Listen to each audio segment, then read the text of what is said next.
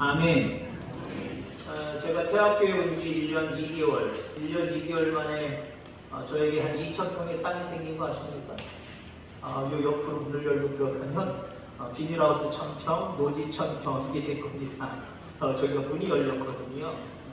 여러분들의 신령 가운데 오늘도 하나님이 열어놓으시는 문이 열리셔서 귀한 말씀 가운데 아름다운 열매 맺는 복된 시간 되기를 주의 이름으로 축원합니다. 우리가 초대교회 돌아가자 그 밑에 실천사항 5가지를 지금 하고 있지요. 2가지를 안 했습니다. 몇 번 안 했습니까? 2가지를 안 했는데 당연히 마지막이니까 5번은 당연할 것 같고 그 중간에 하나 안 한 거 있습니다. 뭐라 했죠? 교제의 기쁨이 살아있는 교회. 우리가 뭐 윷놀이하고 또 헌신 예배 드리다 보니까 벌써 2월 마지막 주일인데 아직도 다 못 마쳤는데요. 이 3번, 5번을 오늘 같이 하려고 합니다. 물론 본문은 마지막 5번에 대한 본문입니다만은 귀한 은혜가 있게 되기를 간절히 소망합니다. 교제의 기쁨이 살아있는 교회. 사도행전 우리가 늘 묵상하고 외웁니다만은 성도가 서로 교통하는 것과 중요하니까 우리 들어간 거예요. 신앙의 핵심을 사도행전에 몰아넣어놨는데 성도가 교제하는 것 중요한 겁니다. 많은 그리스도인들 속에 하나님과의 교제만 있으면 되지 뭐가 이렇게 중요하냐라고 이야기합니다. 우리 십자가의 완성은 하나님 사랑과 이웃 사랑입니다. 하나님과의 교제와 이웃과의 교제, 이게 온전하게 이루어질 때 우리가 십자가의 자녀, 예수님의 자녀다라고 이야기할 수 있다라고 하는 겁니다. 흔히 이런 이야기가 있지요. 교회 안에 코이노이아, 교제입니다. 서로 마음이 통하고 만나면 기쁘고 행복하고 이걸 얘기하는 거예요. 이런 사람이 2명이나 3명 있으면 신앙에서 떠나지 않는다. 이런 말이 있어요. 틀린 말 같아요? 맞는 말 같아요? 신앙은 하나님 보고 하는 거지. 근데 여러분들 사람 보고 좀 실망하고 실족할 때 있잖아요. 없어요? 있어요? 다 있습니다. 사람인지라 하나님만 바라보고 우리 태양교만 바라보고 신앙생활하면 되는데 뭔가 사람 냄새가 옆에서 나무로 인하여서 실망하고 실족해서 에이 태학교에 에이 하나님 안 믿을래 안 다닐래 그런 경우 많잖아요. 그런 일이 생길 수도 있지만 어떤 성도가 서로 교제하는 코이노이아 이런 사람이 2-3명만 있어도요 흔들리지 않는다는 거예요. 근데 나가신 분도 있잖아요. 우리가 나가신 분들을 뭐라고 우리가 손가락질 할 필요가 없어요. 우리가 그렇게 생각하시기 바랍니다.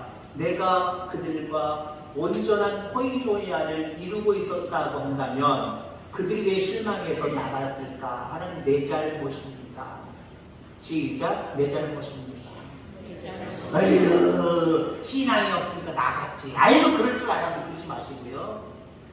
그들을 좀 더 가까이에서 돌봐주고 함께 나누고 함께 협력하고 뭔가 그런 부분이 있었다고 한다면 나갈 수 없다는 겁니다. 이제 앞으로가 문제예요. 앞으로도 여러분들 성도 안에 아름다운 교제들이 있게 되기를 주의 이름으로 축원합니다. 그러면 나가고 싶어도 못 나가는 거예요. 이 이야기와 좀 접목하니까 좀 죄송합니다만은 여러분 자살하시는 사람들 보세요. 내 주변에 내가 말을 터놓고 뭔가 내 마음속에 있는 거를 터뜨릴 사람이 없으니까 그냥 마지막에 그런 나쁜 선택을 하는 거예요. 자꾸 찾아와주고 얘기해주고 돌봐주고 서로 나눌 수 있는 이 사람이 있다고 한다면요 그 사람 그런 마음 안 가져요. 성도도 마찬가지예요. 우리가 하나님 보고 신앙생활하는 게 가장 으뜸입니다. 여러분 십자가형 예수님이 받으실 때 새로 세워진 이 나무 십자가 이 기둥은요 움직이지 않냐고 저 골고다 언덕에 딱 처음부터 박혀 있었습니다. 예수님은 오로지 수평적인 나무만 짊어지고 가셨어요. 여러분 우리 하나님 변함이 없으신 분이에요. 또한 우리 또한 하나님을 사랑하는 것, 하나님과의 교제 이거 변함이 없어야 됩니다. 변함이 없어야 되는데 나머지 십자가를 완성하려면 수평적인 나무 이웃들과의 관계 속에서 교제를 하나님이 기뻐하시도록 가지고 가는 것 이거 중요한 일이라는 거예요. 자, 그러면 교제에는 몇 가지 모습들이 있을까? 두 가지만 이야기하려고 합니다. 첫 번째는요, 문안의 교제입니다. 문안의 교제. 오늘 본문은 아닙니다만은 교제의 기쁨이 살아있는 교회를 따로 띄어서 제가 말씀을 드린다고 한다면 빌립보서 4장 21절 이후의 말씀을 선택했을 겁니다. 거기에 보니까 이렇게 말하고 있습니다. 그리스도 예수 안에 있는 성도에게 문안하라. 나와 함께 있는 형제들이 너희에게 문안하되. 예수 안에 있는 성도들과 문안하는 거예요. 믿음 안에서 있는 형제들과 그를 문안하고 교제 나눌 수 있기를 바랍니다. 안 보면 걱정되고 계속 안 보이면 찾아가고 더 안 보이면 기도하고 이런 교제가 있어야 돼요. 나만 하나님 바라보고 신앙생활 하는데 옆에 누가 왔는지 하나님 뭐 관심도 없어. 몰라. 왔었나? 안 왔었나? 잘 모르겠네? 그러면 안 돼요. 자세하게 살펴보셔야 돼요. 누가 안 왔나? 누가 왔나? 왔는데 얼굴 표정이 안 좋은 게 뭐가 아픈가? 근심이 있는가? 서로 문안해야 됩니다. 서로 문안해야 돼요.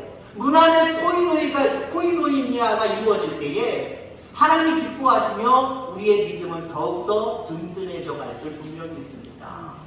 자, 형제 안에서 믿는 믿음 안에서 믿는 식구들끼리 먼저 교제하고요. 그 다음에 빌립보서 4장 22절 후반절에 보니까 특히 가이사의 집 사람들 중에 몇이라고 이야기하고 있습니다. 이건 바울이 믿는 믿음의 식구들과도 교제했을 뿐만 아니라 가이사의 가정 가운데 가이사의 그런 어떤 식솔들 가운데도 문안했다는 겁니다. 여기 가이사는요 로마 사람을 얘기하는 겁니다. 로마의 황족에게도 복음을 증거하고 그들과도 교제 나눴다라고 하는 거예요. 이걸 다른 말로 이야기하면요 아까는 믿는 믿음의 식구들끼리의 교제 이게 필요하고요 믿음 없는 세상 사람들과의 교제도 분명히 우리는 필요한 거예요. 예수 안 믿는 사람들이니까 아이고 간지하지 말아야지 거들떠보지도 말아야지 이게 아니에요. 비록 예수 믿는 사람은 아니지만 우리 전도해야 될 대상자들이잖아요. 관심을 가져야 될 대상자들이잖아요. 그들의 모든 삶을 돌아볼 수 있는 교제 이런 교제가 살아있게 되길 주의 이름으로 축원합니다. 그래서 주님 전에 오면 우선은 예수님 만나서 하나님 만나서 기쁘고 옆에 있는 지체들 보니까 기쁘고 그 교제의 기쁨이 살아있는 그런 우리 태학교회 되어지기를 주의 이름으로 축원합니다.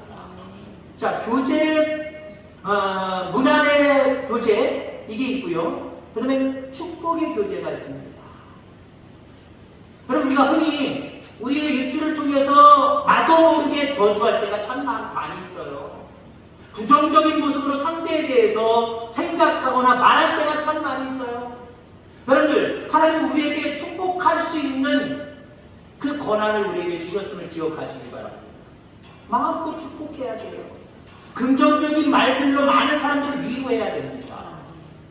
다른 사람들은 같은 입장 속에서 절망을 이야기할 때 우리 그리스도인들은 그들에게 찾아가서 축복하는 말씀을 전해야 됩니다. 하나님이 당신을 사랑하신다고 능력의 그 하나님께서 모든 일들을 해결하신다고 될 거라고 열릴 거라고 뚫릴 거라고 열매 맺을 거라고 우리 축복해 줘야 돼요. 세상의 사람들은 어떻게 합니까? 세상 사람들과 대화 나누다가 더 크게 실망을 해요. 왜? 세상 사람들은 물론 대중에는 예수를 안 믿어도 세상 사람들은 긍정적으로 말하는 사람들이 있습니다만은 대부분 자기의 머리로 판단된 모습 가운데 그것만 얘기해요. 아유 그래 아유 안 되겠네 힘들겠네 어렵겠네 안 됐네 그런 모습으로 그건 진정한 위로가 되지 않습니다. 안 되니까 얘기한 거고 답답하니까 얘기한 거고 뭔가 문제가 있으니까 얘기한 건데 어떤 해결책을 얻지 못하고 내가 가지는 감정에 작은 감정 물론 감정도 나누는 것도 중요하지만 그 감정 가지고 그 사람 위로가 안 돼요. 축복할 수 있는 아멘? 축복할 수 있는 축복할 수 있는 교제가 이루어진다고 한다면요 우리 속에 아름다운 관계의 모습들이 형성될 줄 분명히 믿습니다. 그래서 세상 사람들은 돈이 떨어지면 다 떨어진다고 이야기합니다. 그만큼 돈을 귀하게 여기고 있지요. 성도들은 뭐가 떨어지면 축복도 안 되고 교제도 안 될까요? 뭐가 떨어지면? 돈이 떨어지면 은혜가 떨어져요. 은혜가 떨어져요. 은혜가 떨어지면은요, 하나님과의 교제도 안 돼요. 은혜가 떨어지면은요, 내 교회 안에서 같은 지체들 돌볼 여력이 없어요. 더군다나 세상의 이웃들 교제하고 돌볼 여력이 없어요. 은혜가 여러분들 충만하기를 주의 이름으로 축원합니다.